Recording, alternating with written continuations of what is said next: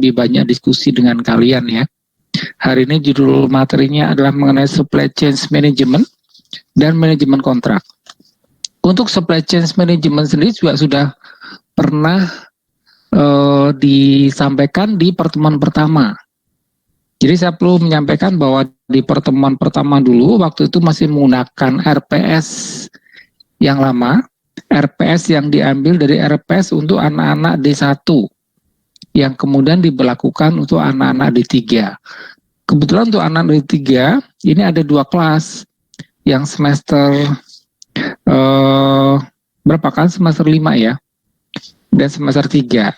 Jadi kemudian karena memang ada perubahan kurikulum untuk anak-anak D3 angkatan ini dan angkatan sebelumnya, dua-duanya mendapatkan kelas pengadaan barang dan jasa pemerintah yang sebelumnya diperlakukan untuk anak-anak D1.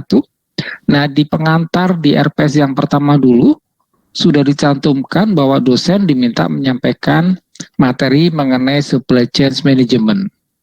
Tapi ternyata di RPS yang update, supply chain management itu menjadi materi UAS. Sehingga hari ini kita akan mengulang materinya. Cuma karena sudah pernah disampaikan di minggu pertama, jadi saya mungkin hanya menyampaikan background-nya saja. Detail materinya mudah-mudahan kalian masih ingat, atau nanti mudah-mudahan kalian memang berkenan ya harus belajar sendiri, nanti silakan dipelajari sendiri. Terus kemudian materi berikutnya manajemen kontrak, substansinya kurang lebih sama dengan materi tugas kelompok. Ya, sehingga memang tadi saya sampaikan, saya ulangi lagi, saya tidak akan detail masuk ke situ. Kalau bisa memang kita hari ini lebih banyak diskusi untuk hal-hal baru, hal-hal yang belum kalian tulis dalam tugas kelompok, ataupun hal-hal yang belum pernah saya jelaskan sebelumnya. Ya, itu pengantarnya. Dan kemudian saya perlu sampaikan juga bahwa kemarin tanggal 6 Januari ya, telah diadakan sidang kabinet. Nah, sidang kabinetnya kemarin membahas 2 agenda. Agenda pertama adalah mengenai realisasi pelaksanaan APBN tahun 2020, dan yang kedua mengenai kebijakan pembatasan transaksi atau kegiatan transaksi secara ketat oleh masyarakat.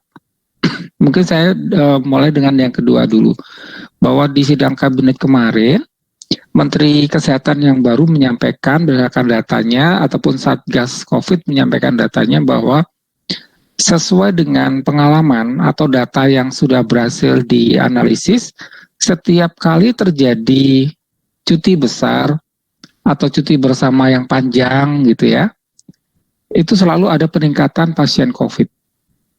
Nah, kemudian juga kemarin disampaikan di sidang kabinet bahwa saat ini hampir di seluruh Indonesia ya, hampir di seluruh Indonesia kapasitas rumah sakit itu sudah lebih dari 70% kepake. Sehingga sisanya hanya 30% yang memenuhi untuk tambahan pasien kalau memang ada. Tapi yang mengkhawatirkan adalah data yang di sidang kabinet kemarin, ada beberapa daerah yang ternyata rumah sakitnya tidak mampu menangani tambahan pasien COVID. Sehingga kemudian ada beberapa pasien yang tidak dapat ditangani oleh rumah sakit itu, sehingga akhirnya kemudian meninggal. Nah, ini menjadi isu yang besar, sehingga Presiden kemudian akhirnya memutuskan mulai tanggal 11 Januari sampai 25 Januari, berarti waktunya 2 minggu ya, pemerintah akan melakukan pengetatan. Semua transaksi akan diperketat. Untuk pertokoan yang biasanya boleh buka sampai jam 20, jam 21, mulai tanggal 11 nanti, mulai hari Senin nanti, semuanya harus sudah tutup jam 7 malam. Kemudian untuk transportasi, ya, untuk bus, kereta, dan segala macam pun akan dibatasi. Termasuk juga kebijakan untuk bekerja di kantor atau di rumah. Kalau di DKI Jakarta kemarin-kemarin itu bekerja di kantor itu sudah boleh 50%. Nah, mulai hari Senin akan diturunkan lagi menjadi 25%. Nah, saya perlu sampaikan ke kalian semua bahwa Menteri Keuangan pun sudah menyampaikan juga di POT bahwa total pegawai Kementerian Keuangan yang terpapar COVID itu ada 973. Jadi hampir 1000 ya, 973.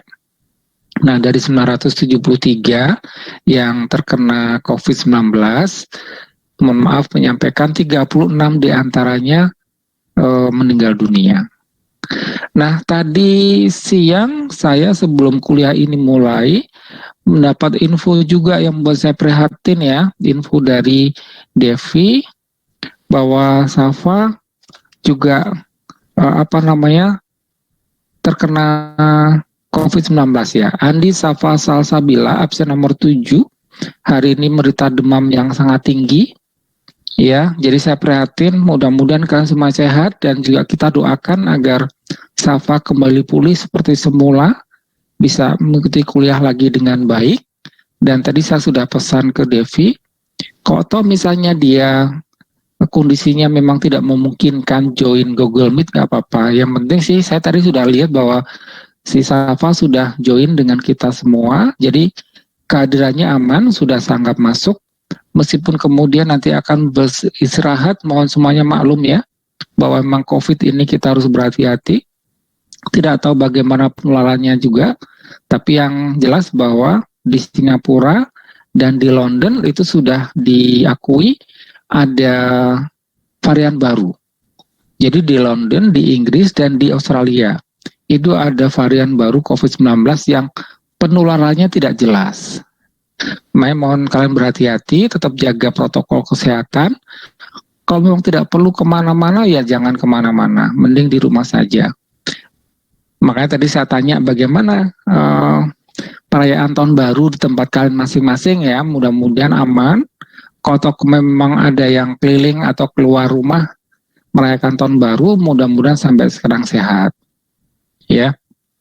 Nah, itu pendahuluannya bahwa karena ada salah satu anggota kelas 516 sekarang sedang menderita demam tinggi ya. Mudah-mudahan Safa cepat pulih, cepat sehat dan bisa mengikuti kuliah ini sampai selesai nanti.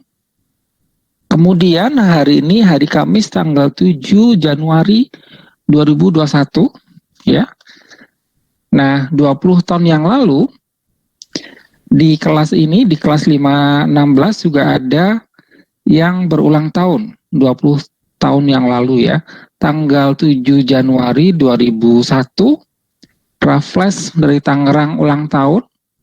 Dan kemarin, hari Rabu kemarin tanggal 6 Januari 2001, Zana Nisrina dari Malang juga merayakan ulang tahun. Nah, kemudian tadi sebelum kelas, saya sudah transfer ke OVO Raffles dan GoPay-nya sana. Tolong dicek, mudah-mudahan sudah berhasil masuk ya. Tolong jangan dilihat nilainya, tapi inilah bentuk perhatian saya ke kalian yang merayakan ulang tahun hari ini dan kemarin. Oke.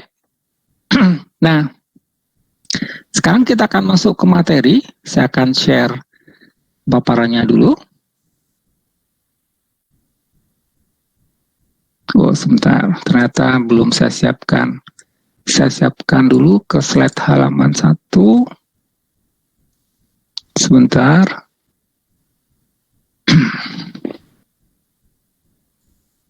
Sebentar, saya ulangi dulu.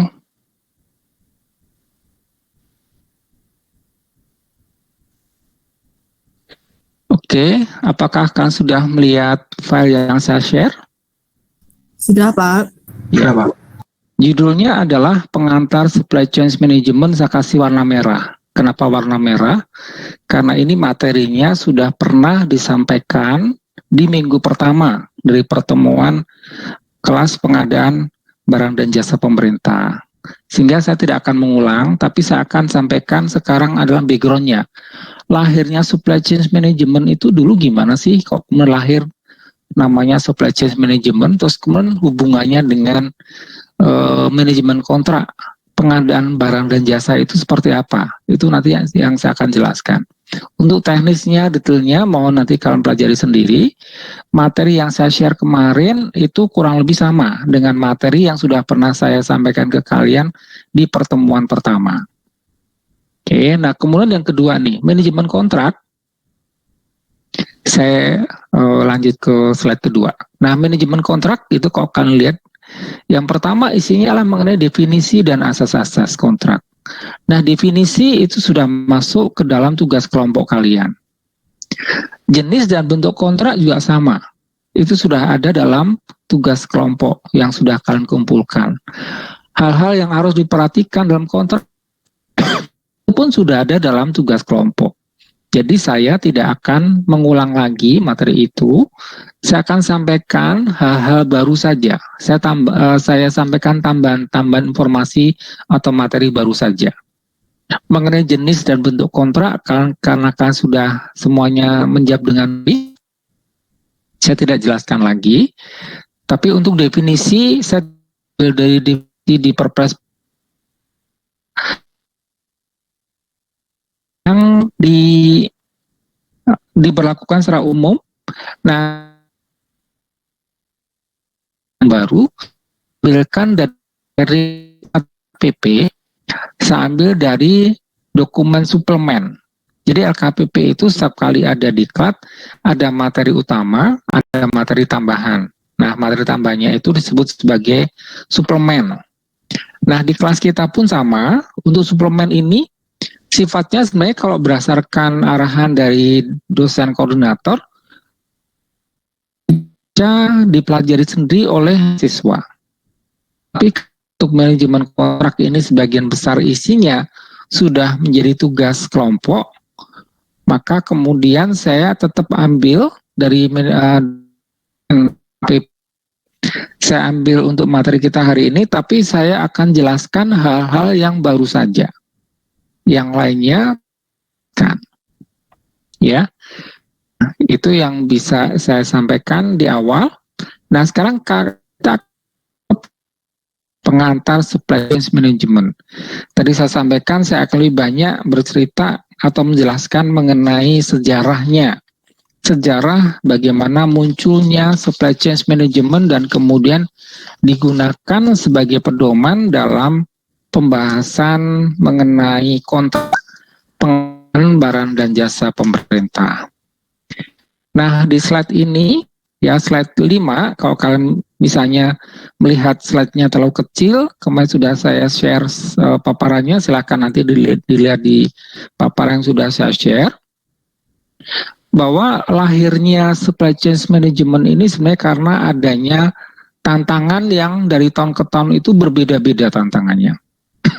Nah, saya mulai dari pada tantangan yang pertama di tahun 1970. Di situ tertulis ada manufacturing, ada mass production.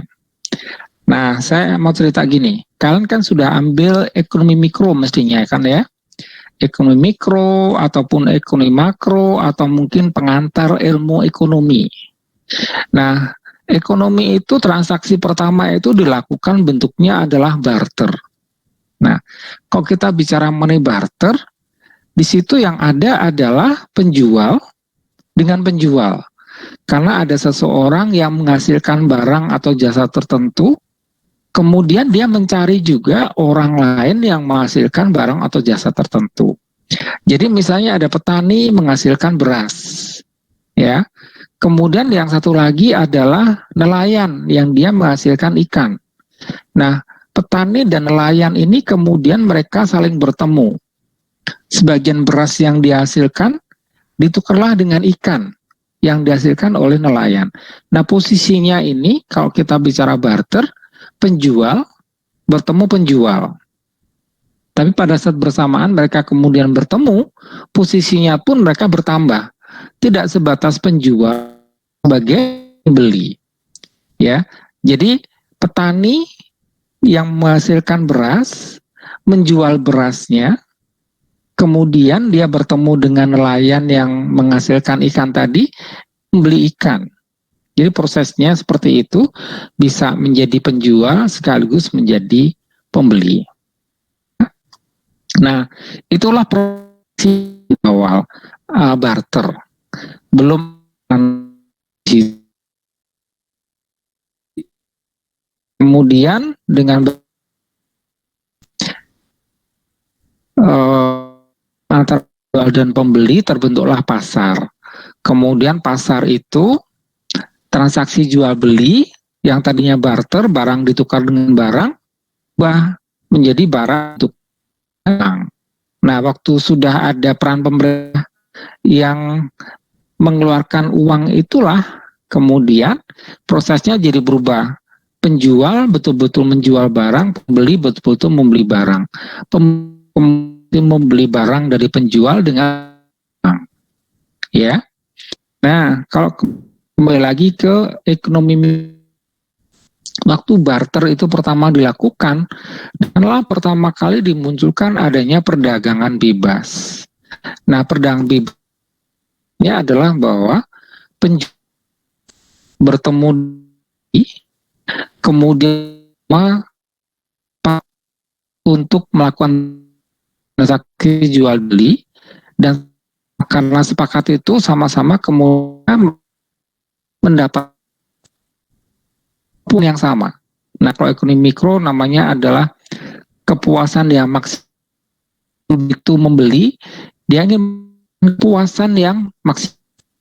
Sedangkan kalau waktu transaksi keuntungan maksimum. Nah, waktu menghasilkan yang maksimum itulah kemudian penjual berupaya agar terjadinya penghematan biaya, minimalisasi biaya. Jadi maksimalisasi profit dan minimalisasi biaya. Ya, itu yang terjadi kan di situ. Perdagangannya bebas. Pemerintah hanya campur tangan dengan mencetak uang. Nah, tapi kemudian kan berubah nih ya. Yang tadinya memang ada perdagangan bebas antara jual dan pembeli, kemudian lama-lama kembali ekonominya pemerintah yang dominan. Pemerintah dominan, tadinya ada perdagangan bebas atau konsepnya liberal, menjadi konsep sosialis. Nah, 1970 munculnya mass production inilah sebenarnya, kalau kalian belajar mengenai sejarah ekonomi, itu muncul adanya konsep-konsep sosialis. Sosialis ini bahwa itu dikendalikan atau didominasi oleh pemerintah. Kalau kalian juga belajar sejarah yang tadi saya sampaikan, salah satu contoh yang sangat gampang dimengerti kenapa kok ada mass production dan hubungannya dengan ekonomi pada zaman dulu, itu begini, bahwa seluruh pegawai, seluruh masyarakat itu kan butuh sandang, butuh pangan ya, dan butuh juga perumahan. Nah, terkait dengan sandang itulah kemudian dibuatkan adanya seragam yang sama untuk seluruh masyarakat. Sehingga itulah munculnya mass production. Jadi masyarakat semuanya diberikan seragam yang sama. Seperti kan waktu masuk sebagai mahasiswa-mahasiswi PKN STAN kan juga akan mendapatkan seragam. Baju putih semuanya sama. Ya, cuma ukurannya yang berbeda, bentuknya sama. Nah, kemudian dari mass production ini kan berarti yang difokuskan atau diperhatikan itu adalah hanya soal apa? Jumlah, soal kuantitas. Ya, soal kuantitas. Tapi dalam perkembangannya 10 tahun kemudian, yang tadinya kita fokusnya adalah kepada kecukupan, kita fokusnya pada jumlah, kemudian beralih kepada kualitas. Yang tadinya bicara kuantitas, kalau kita bicara jumlah itu mengenai kuantitas ya, tapi kemudian beralih menjadi kualitas. Nah, dari situ muncullah nih teori-teori manajemen yang tadi saya bilang awalnya dari ekonomi mikro, kemudian sudah masuk ke dalam transaksi perdagangan, ya, ini masuk ke dalam manajemen, dan sudah muncul teori-teori. Di situ ada SQC, itu adalah Statistical Quality Center. Jadi awalnya fokus kepada jumlah, 10 tahun kemudian fokusnya kepada kualitas. Nah, dari kualitas inilah kemudian yang tadinya baju itu seragam, semuanya sama, ya, modelnya sama, ukurannya sama. Kemudian beralih 10 tahun kemudian di 1980, fokusnya beralih kepada kualitas. Nah, kalau kita bicara mengenai SQC, Statistical Quality Center, nah kualitasnya adalah kualitas kepada produk perorangan, produk tunggal. Jadi produk tertentu. Itu kalau kita bicara mengenai Statistical Quality Center. Jadi yang dilihat adalah kualitas dari masing-masing produksi barang atau jasa. Kemudian barang atau jasa itu semuanya dibuatkan kualitas yang sama. Sehingga muncullah kemudian Total Quality Management. Jadi bagaimana caranya bahwa tidak hanya satu produk saja yang harus berkualitas, tapi seluruh barang dan jasa yang dihasilkan dalam perekonomian itu atau dalam perusahaan itu semuanya harus berkualitas. Menjadi total quality management. Nah, untuk melakukan manajemen itu bahwa semua barang itu tersedia dalam jumlah banyak, kan awalnya mass production, jadi jumlahnya banyak. Jadi barang yang tersedia banyak, semuanya berkualitas, muncullah kemudian yang tahun 1990 ya, itu adalah supply chain management. Bahwa untuk menghasilkan barang yang berkualitas dan jumlahnya banyak, tepat waktu, tepat orang, kita juga harus memastikan bahwa bahan bakunya pun tersedia dengan cukup. Ya, nah nanti kita akan lihat bahwa namanya supply chain management ini akan menghubungkan semua transaksi atau proses bisnis dari awal mau menghasilkan barang dan jasa, dari awal mencari bahan baku, kemudian bahan bakunya itu diolah menjadi produk, setelah itu produknya kemudian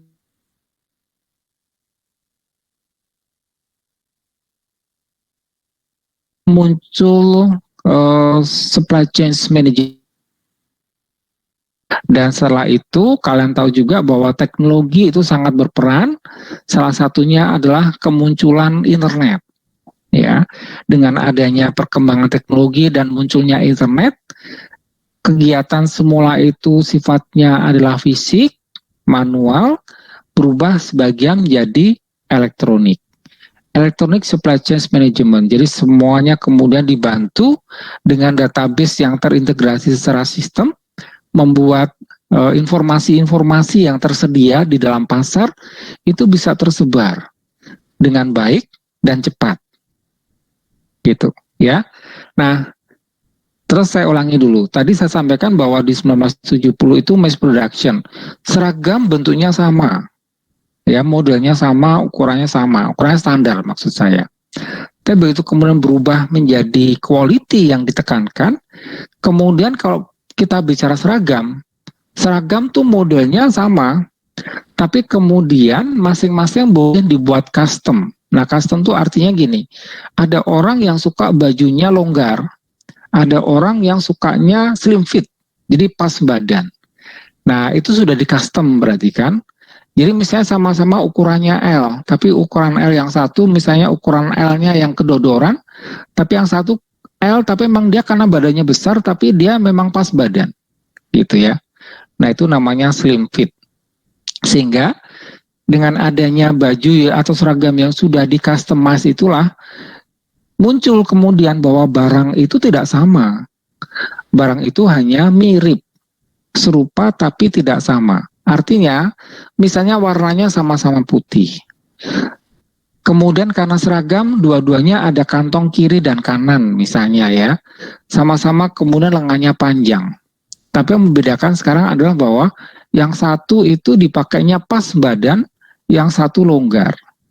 Sesuai dengan selera masing-masing penggunanya, masing-masing konsumennya. Nah, ini proses ini pun juga memunculkan perkembangan di dalam ekonomi makro. Ya, karena semua terjadi antara penjual dan pembeli di pasar. Nah, oleh karena itu sebelum lanjut saya ingin bertanya ke kalian. Ya, mudah-mudahan kalian masih ingat, kembali lagi kalian kan sudah pernah ikut pernah dapat ekonomi mikro. Nah sekarang kalau saya boleh tanya, pasar di ekonomi mikro itu ada berapa macam sih? Ada yang bisa menjawab nggak? Saya izin menjawab, Pak. Iya silakan. Ada 5, Pak. Ada 4. Apa itu? Yang pertama pasar persaingan sempurna, terus yang kedua pasar monopoli, yang ketiga pasar oligopoli, dan yang keempat pasar monopolistis. Oke. Jadi menurut kamu 4 apa 5? 4, Pak. 4, oke. Saya catat dulu ya. Ada lagi yang mau memperbaiki atau menyempurnakan jawabannya Febri? Jadi ada pasar persaingan sempurna, ada monopoli, apalagi monopsoni, Oh ya, oligopoli. ada oligopoli. Nah, ada satu yang belum kamu sebutkan. Apa yang namanya? Apa namanya? Pasar apa? Waktu kamu belajar oligopoli, itu pasarnya apa sih yang kamu pelajari? Sebutan pasarnya apa? Apakah langsung oligopoli?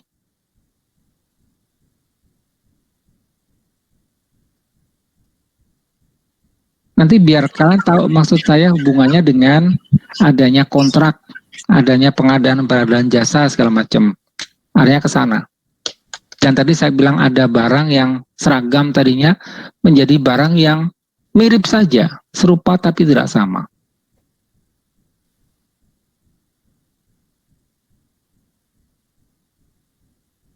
Ada yang mau menjawab?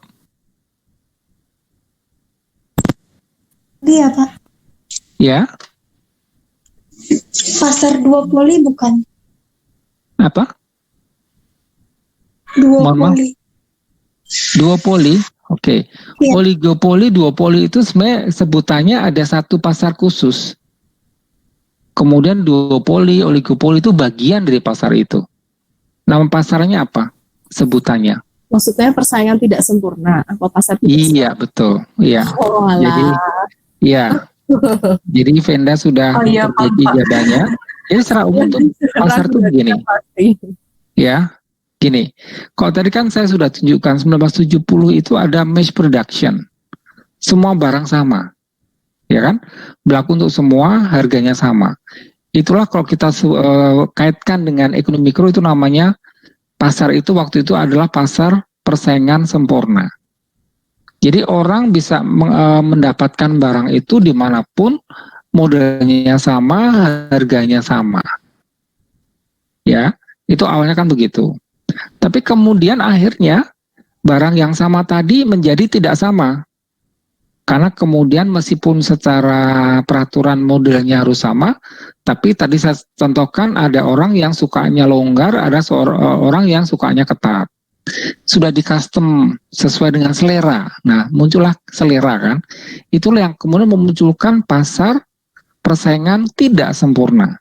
Dan itulah sebenarnya yang lebih realistis. Bahwa di dunia ini sudah diakui secara teori ya bahwa tidak ada sesuatu yang sempurna.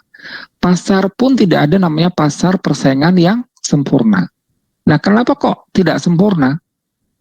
Karena faktanya tidak semua pelaku pasar itu mendapatkan informasi yang sama.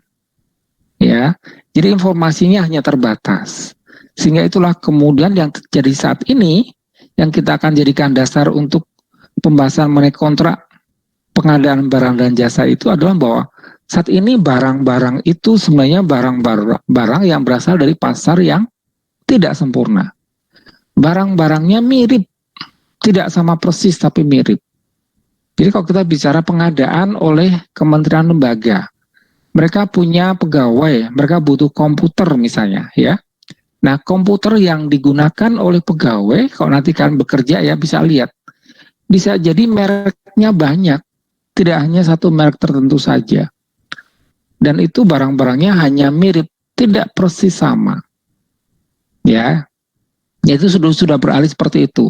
Kenapa kok arahnya ke sana sekarang?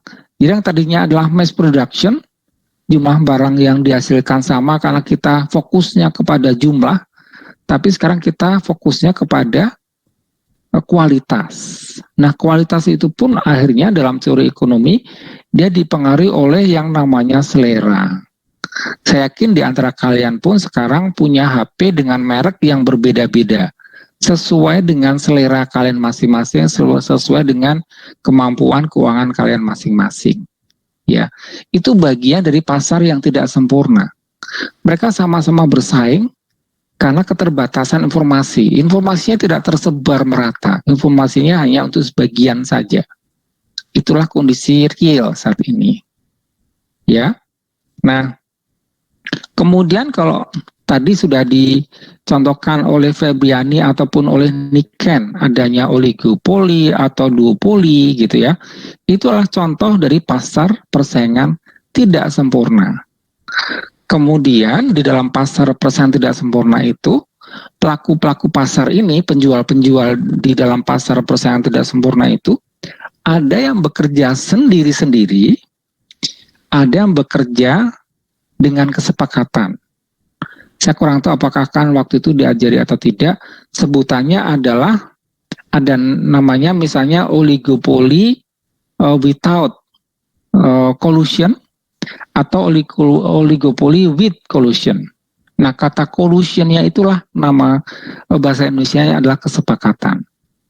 Ya, bahwa kemudian akhirnya dalam dunia nyata yang lebih realistis ini, karena dia ingin menghasilkan keuntungan yang maksimum, maka kemudian mereka bekerja sama dan bersepakat. Nah, kesepakatan inilah yang kemudian memunculkan akhirnya teori-teori berikutnya agar tidak saling merugikan, sama-sama mendapatkan keuntungan yang sama. Kesepakatan itu harus dituangkan di dalam kontrak. Perjanjian itulah perjanjian kontrak kerjasama. Gitu, ya. Nah, itu adalah intisari dari yang namanya supply chain management. Jadi awalnya adalah bahwa kita menyadari persaingan itu terjadi, dan persaingan itu dari tahun ke tahun semakin ketat, dan persaingan itu beragam. Nah, kemudian dengan memanfaatkan adanya teknologi, perkembangan teknologi, ya, kemudian sama-sama ingin mendapatkan keuntungan yang maksimum, sekaligus juga dengan cara meminimalkan biaya, mereka kemudian saling bekerja sama. Jadi kok yang di kotak hijau ini, sekarang ini berarti kita ngomong hari ini, batas persaingan yang baru adalah memanfaatkan melalui koordinasi, kooperasi, dan kolaborasi. Jadi ini yang terjadi saat ini adalah bahwa ada kompetisi ini. Kemudian tuntutan pelanggan yang tadi saya bilang customize. Jadi pelanggan itu memiliki selera yang berbeda-beda. Ya, dan kemudian bahwa sekarang nggak ada sekat-sekat lagi, bisa terjadi perdagangan antar negara. Nah, oleh perdagangan antar negara, distribusi, delivery-nya itu menjadi lebih murah, maka yang paling realistis saat ini adalah perusahaan-perusahaan atau pelaku pasar yang terlibat di dalam persaingan itu harus melakukan koordinasi, kooperasi, dan kolaborasi. Kalau dikaitkan dengan teori ekonomi mikro tadi, berarti ini adalah bentuk dari pasar persaingan tidak sempurna, bisa duopoli, bisa oligopoli dengan kesepakatan. Nah, dengan kesepakatan inilah kemudian kesepakatannya harus dituangkan di dalam perjanjian. Perjanjian itu di dalam materi kita hari ini adalah bentuknya kontrak. Gitu ya, ini adalah pendahuluannya. Jadi mudah-mudahan kan ngerti ya bahwa kenapa kok kita juga mempelajari supply chain management sih, terus hubungan dengan ekonomi mikro kok juga dijelaskan juga sih, tuh. Ya, karena kembali lagi, kok tadi saya contohkan waktu terjadi pertukaran barang dengan barang pada saat terjadi barter, ya, itu kan di situ posisinya seseorang itu menghasilkan barang, petani menghasilkan beras. Jadi dia produsen. Tapi kemudian kan berasnya tidak dimakan sendiri, sebagian dia jual. Tapi dia membutuhkan barang yang lain. Nah, waktu dia membutuhkan barang yang lain, posisinya dia sebagai pembeli. Gitu ya. Nah, oke. Sekarang kalau dikaitkan dengan ini, pengadaan barang dan jasa pemerintah. Ada yang bisa ngasih contoh nggak? Pemerintah itu posisinya sebagai apa sih saat ini? Sebagai penjual atau pembeli? Terus tolong berikan contoh yang konkret.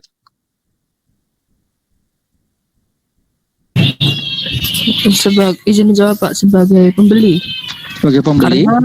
Karena memang kenyataannya saat kita misalnya mengadakan pengadaan barang jasa, ya memang pemerintah membutuhkan barang-barang tersebut kan. Ya memang kita membeli gitu, seperti itu. Oke, jadi posisinya pemerintah sebagai pembeli saja? Apakah betul sebagai pembeli saja? Yang berpendapat berbeda?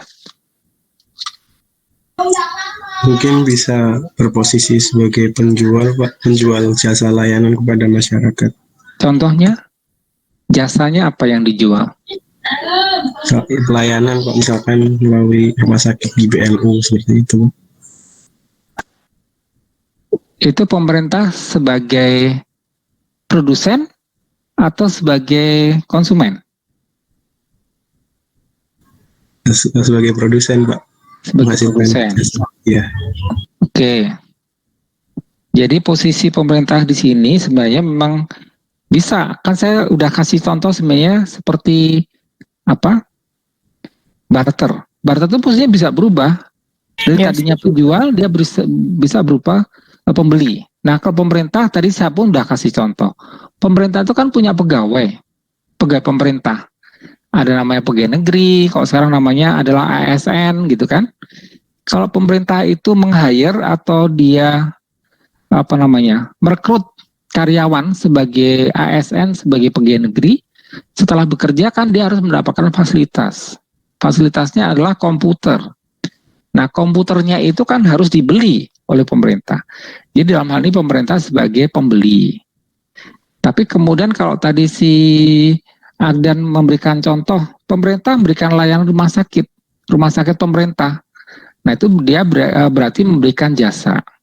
Atau pemerintah misalnya menghasilkan BBM oleh Pertamina. Itu pun bagian dari pemerintah kan. Nah, pemerintah di sini sebagai produsen.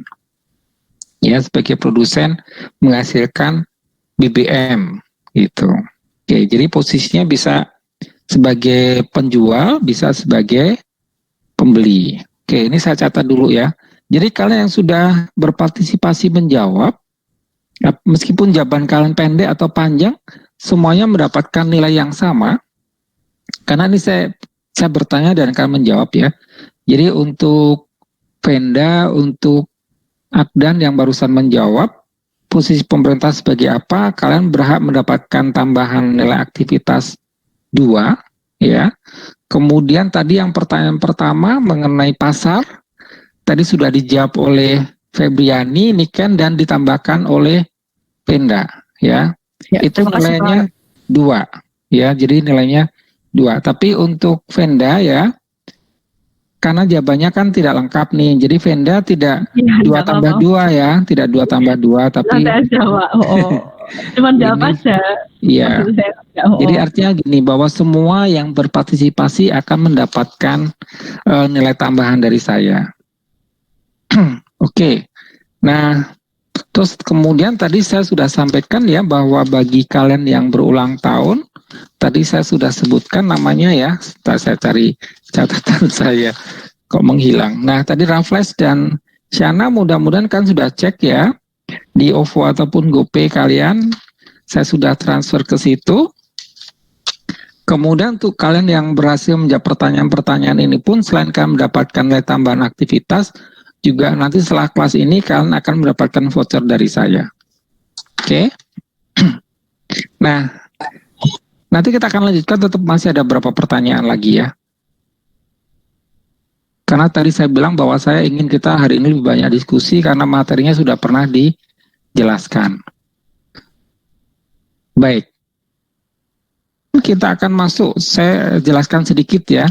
Tadi saya sudah jelaskan latar belakang terbentuknya supply chain management. Sekarang saya akan masuk ke apa sih itu supply chain management. Nah, tadi dimulai dari barter. Kemudian ada perdagang bebas, penjual bertemu pembeli gitu ya. Terjadinya di pasar. tadinya bebas menjadi sosialis diatur oleh pemerintah gitu ya. Nah, kalau pasarnya itu pasar yang bebas atau liberal, itulah yang terjadi saat ini. Meskipun sebagian juga diatur oleh pemerintah, tapi kalau kita kalkulasi sebagian besar itu masih didominasi oleh swasta. Itulah yang disebut dengan perdagangan. Nah, perdagangan itulah yang disebut dengan e-commerce ya. E-commerce. Nah, secara teori ekonomi, e-commerce itu bagian dari e-business.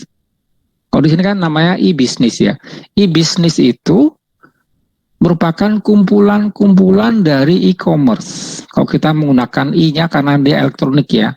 Tapi kalau i-nya dihilangkan berarti bahwa dunia bisnis yang terjadi saat ini itu merupakan kumpulan dari perdagangan barang atau jasa. Itu yang disebut dengan e-commerce ya. Jadi kalau saya bilang commerce itu berarti dia perdagangan.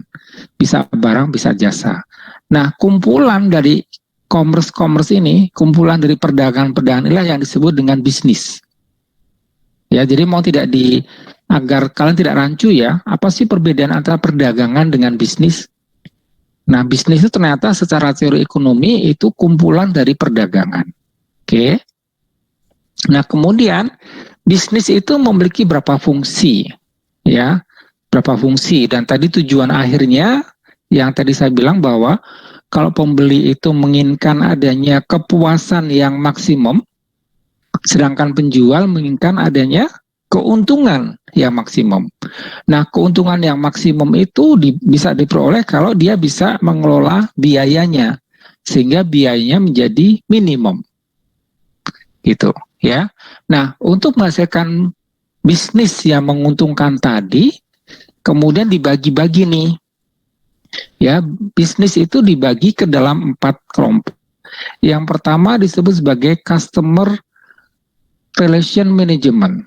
Jadi sistem customisasi, sorry ini mungkin salah ya, real time yang memanajemen customer dan melakukan personalisasi produk. Tadi saya sudah kasih contoh ya.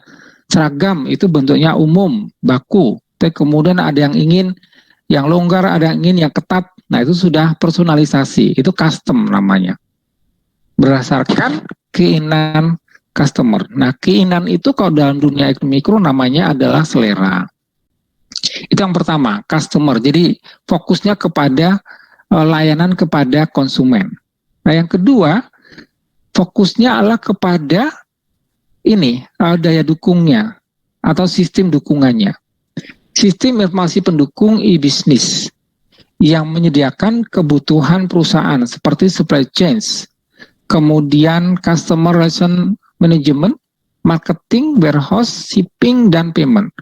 Artinya bahwa kembali lagi untuk melakukan proses bisnis yang lebih efisien karena bicara mengenai penghematan biaya, dan akhirnya adalah menghasilkan keuntungan yang maksimal, maka harus ada network, ada jaringan. Nah, jaringan untuk pendukung dari proses bisnis yang dia lakukan. Supply chain ini berarti menghubungkan antara hulu sampai dengan hilir. Kemudian setelah itu bagaimana barang itu dipasarkan melalui marketingnya, barang itu disimpan di gudangnya, kemudian setelah disimpan di gudang bagaimana dia pengapalan ya, jadi di delivery, dikirimkan melalui kapal ataupun bagaimana cara pembayarannya. Dengan metode yang baru sekarang karena sudah bentuknya di sini adalah e-business, maka paymentnya juga bisa bermacam-macam. Bisa cash, bisa manual ya, bisa juga melalui transfer ya, atau bisa juga kombinasi. Jadi kalau katakanlah misalnya pertama untuk bookingnya kita harus transfer dulu. Sisanya waktu barang diterima kemudian kita bayar cash. Itu pun bisa terjadi seperti itu. Semuanya adalah untuk meningkatkan layanan terbaik untuk konsumen. Ya. Nah, kemudian berikutnya nih. Tadi mengenai layanan ke konsumen, kemudian mengenai supply chain ya. Untuk daya dukungnya, yang ketiga adalah mengenai data. Bahwa bisnis ini menjadi lebih berjalan dengan baik ya kalau kita mendapatkan informasi yang baik. Sehingga kalau tadi ada namanya pasar persaingan sempurna, dan tadi saya bilang bahwa dalam dunia nyata nggak ada pasar persaingan sempurna, yang ada adalah pasar persaingan tidak sempurna. Kenapa tidak sempurna? Karena tidak semua pelaku pasar mendapatkan informasi yang sama. Ya, dan yang ketiga ini Enterprise Application Program ini bicara mengenai informasi. Jadi kalau dalam dunia nyata ini perusahaan-perusahaan itu boleh saling bertukar data. Jadi data yang mereka punya itu boleh di-share kemanapun. Nah sepanjang dia masuk ke dalam sistem ini. Artinya kalau tadi saya bilang ada oligopoli dengan kesepakatan. Hanya perusahaan-perusahaan yang sudah tergabung dalam kesepakatan itu, yang sudah tergabung dalam kontrak itulah yang boleh mendapatkan data secara bebas, bisa mendapatkan atau bisa mengirim data yang mereka punya, saling tukar-menukar data secara bebas, sepanjang mereka sudah dipayungi dengan kontrak, mereka sudah sepakat dalam kontrak itu mencapai. Saya ulangi lagi, kembali ke ekonomi mikro namanya adalah oligopoli dengan kesepakatan. Nah, terus kemudian jangan lupa ya bahwa perusahaan itu tidak semuanya menghasilkan barang, tapi ada juga sebagian yang menghasilkan bahan baku saja. Kalau misalnya saya kasih contoh gini, ada perusahaan yang khusus membuat ban mobil misalnya. Nah, kalau dibilang dari situ, produk akhirnya di perusahaan itu adalah ban. Tapi ban itu apakah merupakan produk akhir secara ekonomi? Enggak. Ban itu adalah merupakan bahan baku untuk membuat mobil.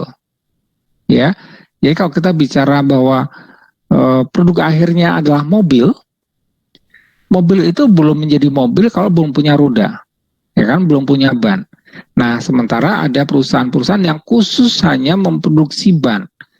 Oleh perusahaan itu sendiri dia sudah mengklaim ban adalah produk akhirnya. Tapi kalau dia dijual hanya ban saja, orang anggap ban itu sebagai bahan baku. Nah, oleh karena itu inilah pentingnya supply chain management. Bahwa karena sudah ada spesifikasi, ada perusahaan yang memang dia itu menghasilkan barang, sifatnya adalah rakitan. Jadi dia merakit, ada beberapa perusahaan yang bergabung, memiliki barang-barang yang sebagian merupakan bahan baku, kemudian diolah lagi sehingga menjadi bahan barang akhir. Itulah yang kemudian dirangkai ke dalam supply chain management. Dan ingat ini adalah bagian dari e-business, jadi semua difasilitasi oleh layanan komputer yang sudah terintegrasi.